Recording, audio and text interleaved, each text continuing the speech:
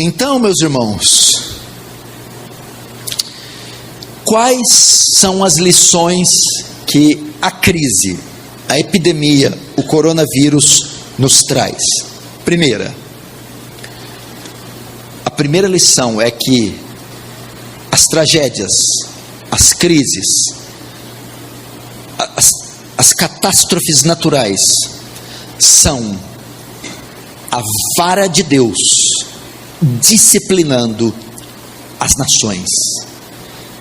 Isso pode ser visto como juízo de Deus sobre as nações arrogantes, soberbas, blasfemas. Engraçado que hoje o epicentro do coronavírus, o lugar de maior concentração, tem sido a Europa. A Europa que foi berço da reforma protestante, a Europa que foi palco de avivamentos, de grandes pregadores. Hoje é um continente pós-cristão. É o ateísmo que está predominando, o islamismo, o homossexualismo. Então as nações poderosas estão sendo castigadas, estão vendo a sua impotência diante de tal peste, e é Deus passando com sua vara, castigando, disciplinando, enviando seus juízos, por causa da sua soberba, arrogância, por ter voltado as costas a Deus, na esperança que se arrependam, que voltem ao seu Criador, que reconheçam que há um Deus no céu, soberano, poderoso, e a Ele devem contas, devem louvor, devem adoração e devem glória. De certa forma é juízo misturado com misericórdia, porque açoita alguns enquanto poupa outros, na esperança que se arrependam. Segunda lição que eu aprendo: a vara não passa só pelos pagãos, só pelos ímpios, só pelos gentios. A vara corretora do Senhor passa também pela igreja, porque, como eu disse, a epidemia não alcança só ímpios, só descrentes, alcança também os justos. Há cristãos também contaminados, serão contaminados, e alguns também morrerão. Por quê? Porque a vara do Senhor também vem para disciplinar a igreja. Em que sentido? Despertá-la do seu sono, despertá-la da sua indiferença, corrigi-la do seu mundanismo, do seu egoísmo, do seu esfriamento. Isso, de certa forma, tem botado a igreja de joelhos, mas não como as nações. Bota de joelhos no sentido de humilhá-las. A igreja bota de joelhos no sentido de orar a Deus e clamar ao seu Deus.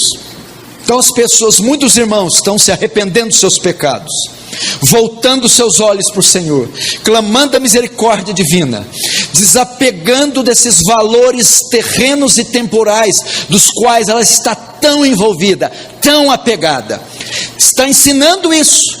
Então, de certa forma, esta vara, esta epidemia, essa peste, é para acordar a igreja, é para mostrar à igreja que ela não é daqui, ela é do céu.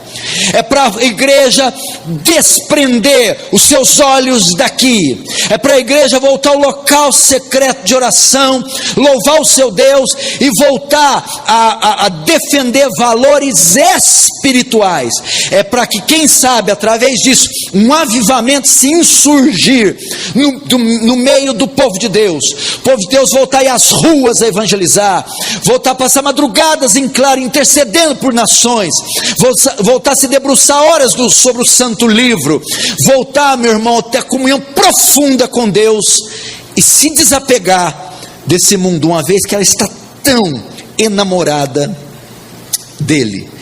Terceira lição que eu aprendo com essa epidemia: ela mostra a nossa fragilidade. Como somos frágeis. Como o homem, o gênero humano é frágil. Você parou para pensar quem é o nosso inimigo? é um protozoário, é um ser unicelular, que não dá para ser visto a olho nu. E um protozoário unicelular está botando o mundo de joelhos, está gerando um pânico e um terror mundial. Onde está, ó homem, a tua força? Onde está, ó rei, o seu poder? As nações estão de cabelo em pé, são frágeis. Isaías diz que as nações são para com ele como um pingo d'água num balde. Olha só a fragilidade. Salmo 39 diz isso: faz-me ver a medida dos meus dias, qual é, para que eu saiba o quão frágil sou. Nós somos tão frágeis que não se pode espirrar perto de nós. Se espirrar, pode matar. Espirro está matando. Saliva está matando. Olha a fragilidade. O homem acha que é Deus, mas não tem força para vencer um vírus. O homem acha que é Deus, mas está em pânico por causa de um micro-organismo. Veja a nossa fragilidade, meu irmão. Isto está acontecendo para abater a nossa arrogância, nossa soberba.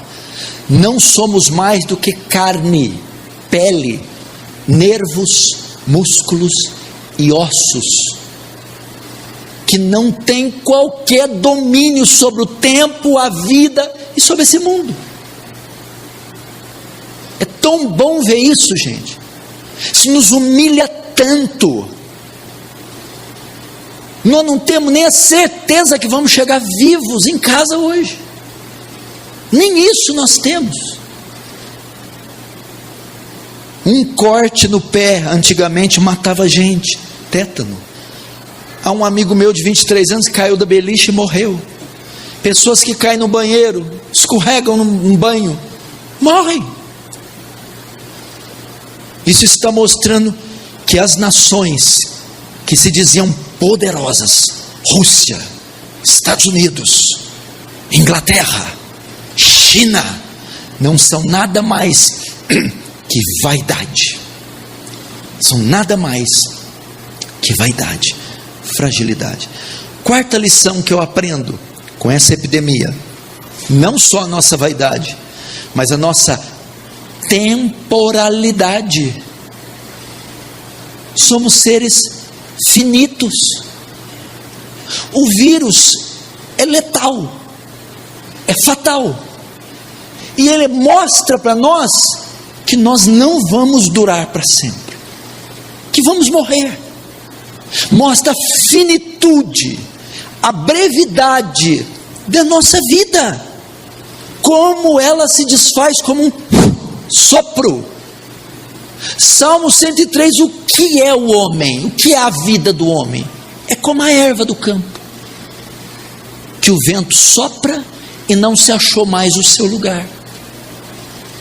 É o que o texto diz, como um vapor, diz Tiago, que cedo passa. Irmãos, veja isso. Isso traz a nós o senso da nossa insignificância. Hoje nós somos, amanhã não somos. Hoje você é, amanhã você não é. Olha isso aí, gente. Não está tendo leito nas UTIs. Daqui um dia não vai ter túmulos, nem caixões. Pensa bem. E quando você fala de leito, túmulo, caixão, velório, você está falando de quê? Morte. Morte. Mostra a nossa temporalidade. Por isso que o Tiago fala, quando a gente faz projeto, a gente tem que falar, se Deus quiser. Da primeira lição juízo sobre as nações, eu tiro outra lição. Se o juízo está vindo sobre os ímpios, eu chamo ao arrependimento aquele que me ouve e ainda é ímpio. Eu chamo para vir à fé. Eu chamo para sair da imundícia dos seus pecados e vir a Cristo e achar nele salvação. Antes que a vara do juízo te alcance e esse juízo se estenda até o inferno. Se a segunda lição é o despertar da igreja, porque ela está dormindo, eu também chamo ela a cumprir, a viver de maneira digna a vocação que foi chamada. Nessas tragédias naturais, essas pessoas veem esperança nos Médicos Sem Fronteira, na Cruz Vermelha. Vamos fazer com que essa peste infinitamente maior que o coronavírus, que é o pecado, faça com que os ímpios vejam esperança em nós, como o exército da salvação de William Booth, que nós venhamos despertarmos do nosso sono e irmos às searas, meu irmão, e vivemos uma vida digna da fragilidade da nossa vida, ou da vaidade da nossa vida, que eu disse como ela é frágil, vã. Eu quero também, tiro mais uma lição: onde está o seu tesouro, aí está o seu coração. Uma vez que essa vida é pó, é vaidade de vaidade, trivialidade, futilidade, daqui um dia tudo é rugas e pelancas, daqui um dia nada vai conseguir deixar você bonito, nada. Então viva para algo digno. Mostre agora onde estão seus valores, onde está o seu coração, porque tudo isso vai ser dizimado, destruído. Só aquele que juntou tesouros dos céus não será afetado por isso. Quarto, com relação às temporalidades, eu aprendo que a vida passa. Quantos anos você tem ainda de vida? Calculei, baseado na sua idade, na perspectiva média, quantos anos você ainda tem? Anotou? O que fazer com essa vida? Se matar de trabalhar? Pensar só em namorados e namoradas? Ser pedra de tropeço nessa sociedade caída? Pense, aqui um dia acabou, é pequena, é breve. O que fazer? Pense. Não chegou a hora de deixar um marco aqui, um legado? Pense. Daqui um dia você vai ver no final do túnel, game over, the end, finish, acabou. E aí?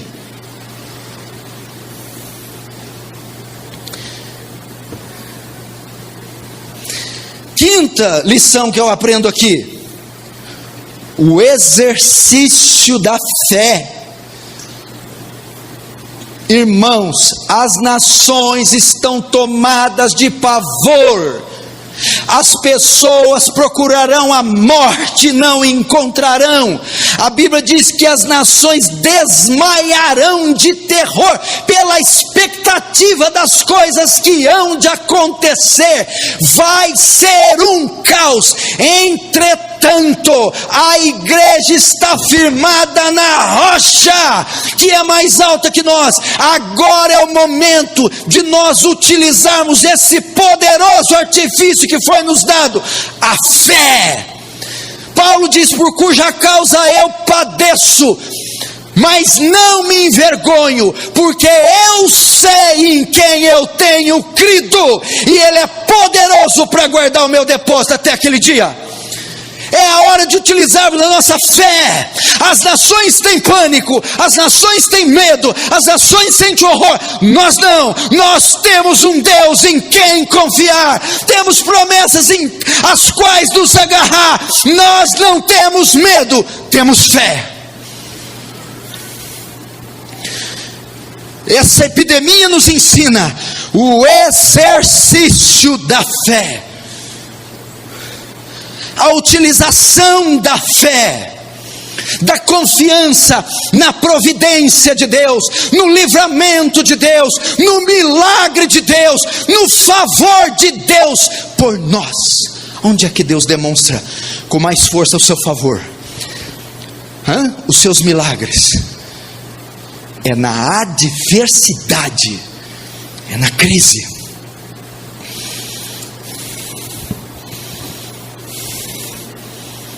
Isso tudo está acontecendo, sabe para quê? Como o diagnóstico desse médico foi bem negativo, foi bem pessimista.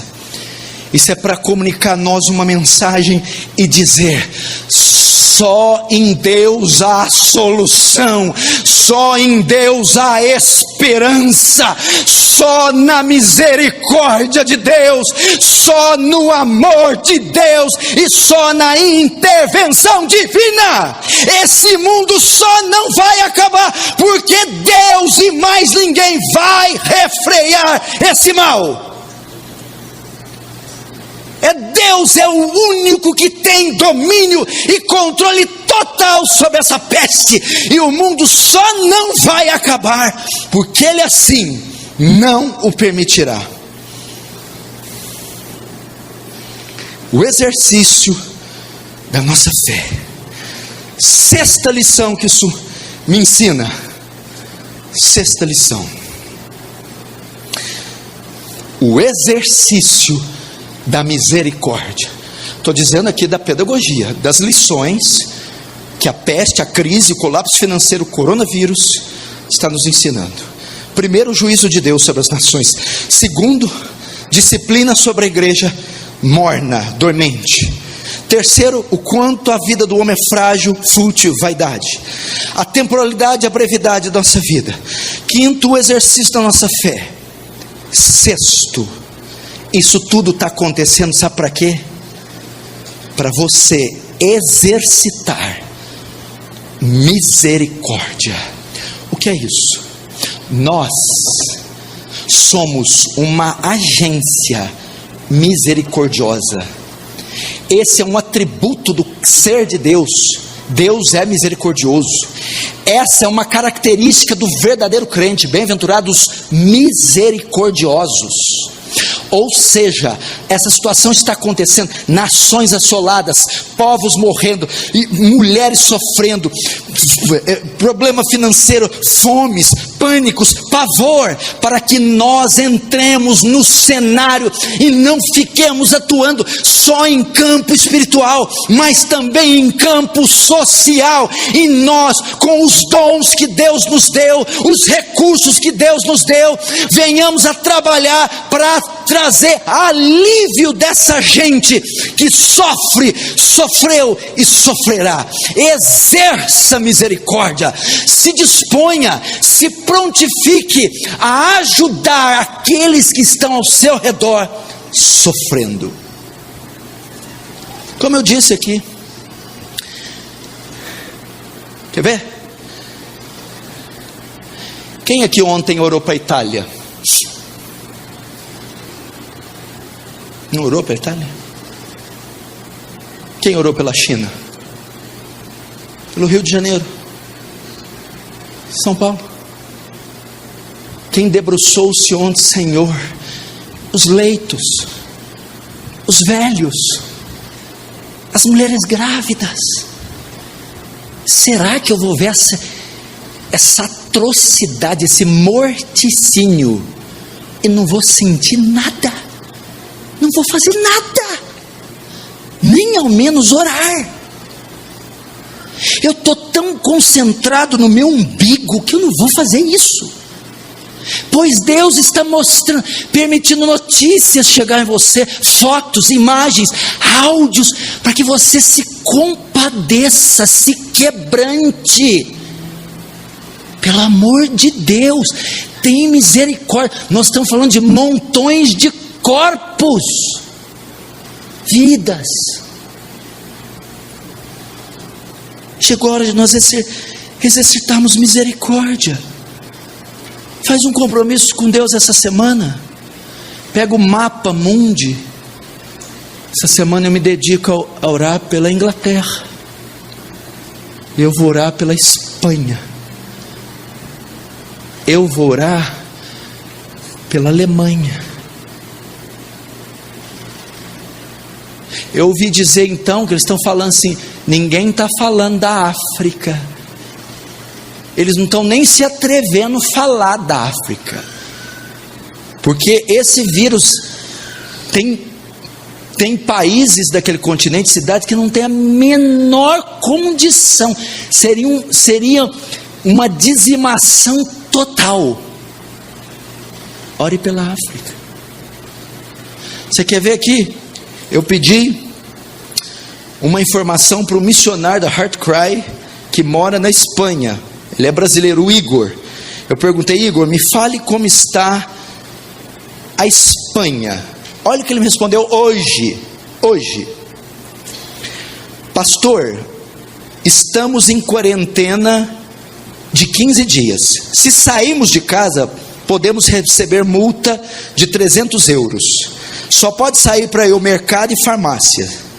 Os jogos, as escolas, todas as atividades públicas foram canceladas, assim como fisioterapias, consultas médicas e cirurgias. Todo mundo tem que ficar em casa. O vírus se transmite muito rápido, está matando mais idosos. São mais de 8.000 pessoas afetadas e até agora 250 mortos. As fronteiras estão fechadas. Há um desespero no ar. As pessoas invadiram os supermercados e fizeram super compras. Muitas empresas, os trabalhadores estão em casa. Outros estão fazendo turnos diferentes porque não haja muitas pessoas no mesmo local. As fronteiras, aeroportos, portos estão todos fechados.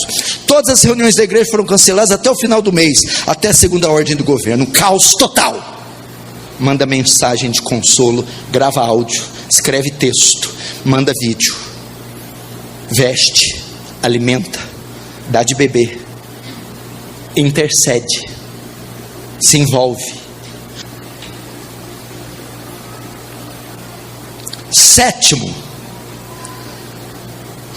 Sétima lição: não existe, escute, há muitos anos não tínhamos uma oportunidade, um momento tão propício para a pregação do Evangelho como agora. O terreno está fértil como nunca. A quarta lição: lança poderosa semente. Irmãos, por quê? As nações estão aflitas, à beira do colapso, estão exaustas, não encontram resposta, mas eu estou aqui diante daqueles que têm todas as respostas que eles precisam. Eles não têm quem se firmar, não têm segurança. Vá a eles e diga: há uma esperança além do corpo, além dessa vida, além dessa terra, e essa esperança se encontra na pessoa bendita de Jesus. Pregue o Evangelho.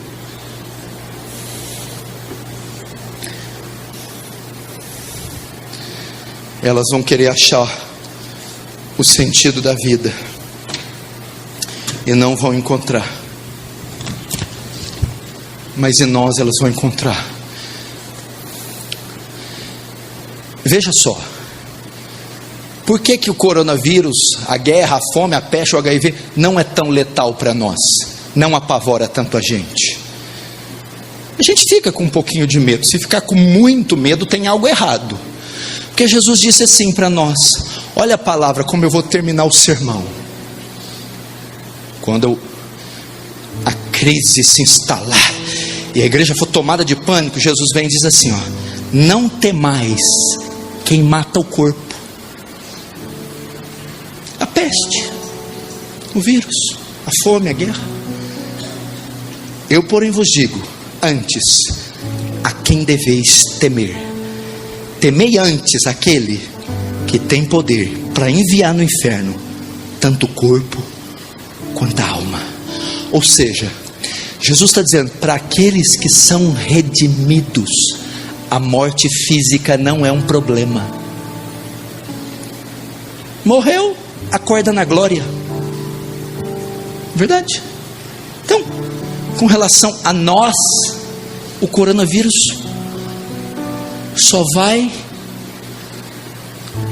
ele só vai antecipar o nosso gozo, só vai antecipar o arrebatamento, porque nós temos esperança além do túmulo, além desse cadáver, além desse corpo. Se eu morrer hoje, você acha que Deus vai me dar uma glória dessa? De hoje partir para estar com Cristo e ver os santos, estar desfrutando de uma bem-aventurança inefável. Para nós a morte não é um problema, porque ele disse, a morte não terá a última palavra. Morrer hoje é acordar com Cristo. Mas para aqueles que não têm esperança após a morte, para que não tem esperança de ressurreição, para que não tem uma rocha em quem se firmar, para eles a morte é trágica.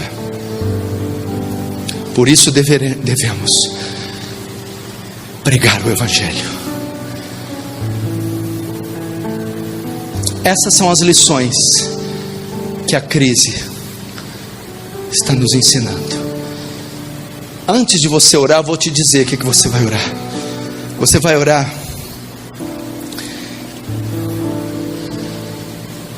e vai dizer, Deus, eu quero sair daqui diferente como eu entrei. Não dá mais, chega. Eu quero mudar.